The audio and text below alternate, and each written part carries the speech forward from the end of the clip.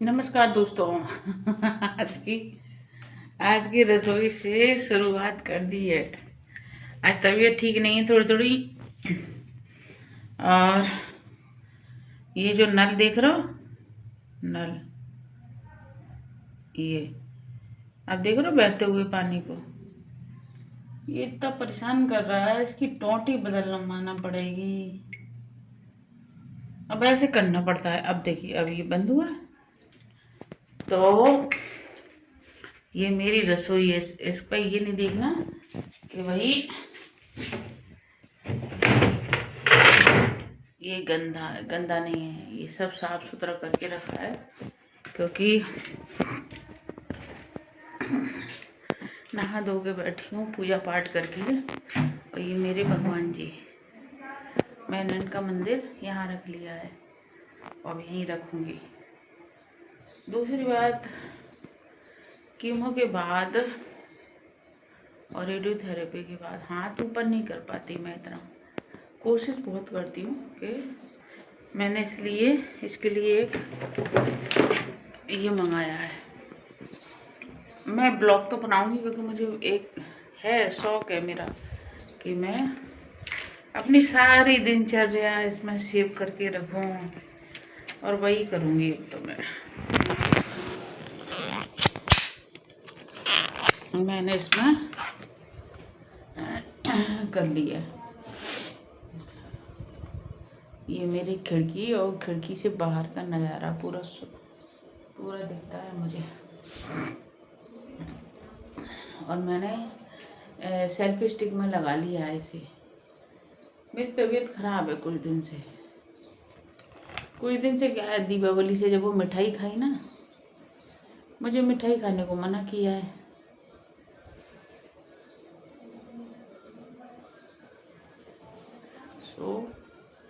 दूसरा फ़ोन उस पर रखे स्पीकर पर। तो अभी तो आज से तो मैं यही बताना चाह रही हूँ कि आज से मैं अपना डेली का ब्लॉग बनाऊँगी और डेली की सारी दिनचर्या दूँगी, क्योंकि मेरा सेव रहेंगे सारे के सारे वीडियो। और सेव रहेंगे तो आपको पता है कि थोड़ा सा अपनी है ना वो याद रहती है कि हमने क्या किया क्या नहीं किया, दिन भर क्या कहाँ कैसे, कौन कौन मिला कौन नहीं मिला। तो आज से छोटा सा मिनी ब्लॉग डेली का प्रतिदिन रहेगा, चाहे कुछ भी करते हुए। अभी क्या है, थोड़ा सा वीकनेस आ गई, लूज मोशन हो गए थे। और मिठाई आपको पता ही बाज़ार की, और कीमो के बाद और उसके रेडियोथेरेपी के बाद तो बॉडी में जितना हो सके केमिकल वाली चीज़ें ना जाए तो अच्छा रहता है। मेरे को हालांकि 2.5 साल हो चुकी हैं। 2.5 साल के बाद थोड़ा सा इतना रिस्क रहता भी और नहीं भी रहता है।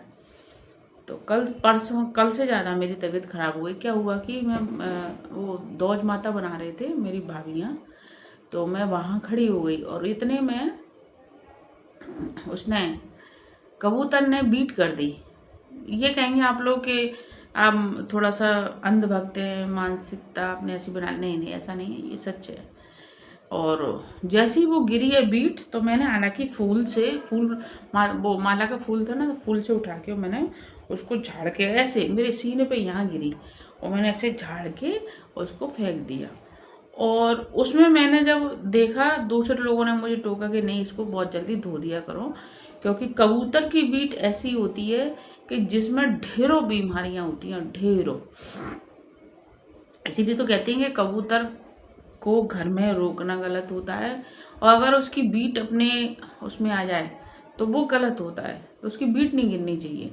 तो मेरे उस पर गिर गई। अब गिरी है, ये समझो मैंने सिर्फ झाड़ू पोछा लगाया उसके बाद, तो इतना इतना इतना मेरी हालत ख़राब हो गई कि मैं लूज मोशन तीसरी बार गई और मेरी हालत, मुझे घबराहट शुरू हो गई। तो मैं इसलिए आप सभी को बताना चाहती हूँ कि अगर ऐसी कोई स्थिति आए कि कबूतर की बीट अगर आपकी बॉडी पर कहीं भी गिर जाए, तो उसको तुरंत धो लें।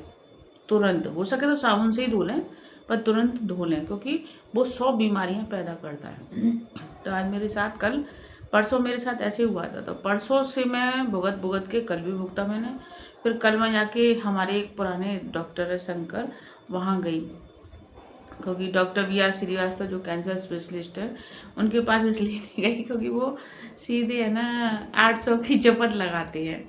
तो हालांकि वो बहुत अच्छे डॉक्टर हैं, वो दुनिया के, मुझे तो ऐसा लगता है मेरे ग्वालियर के सबसे अच्छे डॉक्टर हैं, कि उन्होंने कई बार तो मेरी फीस वापस कर दी थी। लेकिन वो कहते ना कि थोड़ा बहुत पैसा हो ना तो बचत करने में भी वो रहती है। तो दवाइयों में इतने लग जाते हैं, तो बहुत ज़्यादा खर्चा होता है मेरा महीने का। ये समझे 10-12 हज़ार तो मेरा ऐसे ही खर्च हो जाता है। तो हर चीज़ सोच समझ के चलना पड़ती है। तो मैंने क्या किया, हमारे एक है थोड़ी दूरी पे, उन्हीं के पास चली गई थी, क्लिनिक है उनका। और उसके बाद मैं बिल्कुल स्वस्थ हूँ। लेकिन कुछ